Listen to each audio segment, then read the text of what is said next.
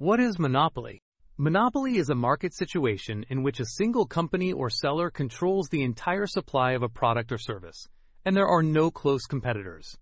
In simple words, monopoly means one seller dominates the whole market.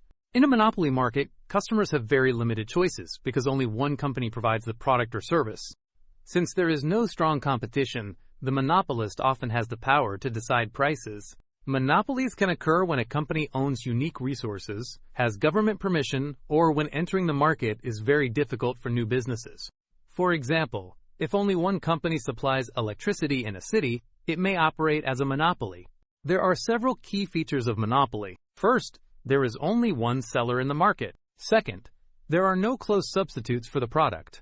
Third, there are high barriers that prevent new firms from entering the market. Fourth, the company has strong control over pricing. Monopolies can have both advantages and disadvantages.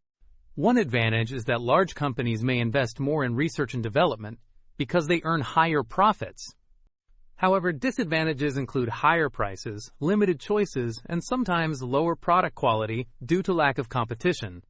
Governments often regulate monopolies to protect consumers and ensure fair pricing.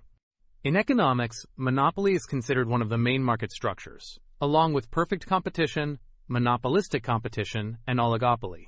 Here are some example sentences. The company has a monopoly over the local water supply. Monopoly markets have little competition. The government regulates monopoly industries.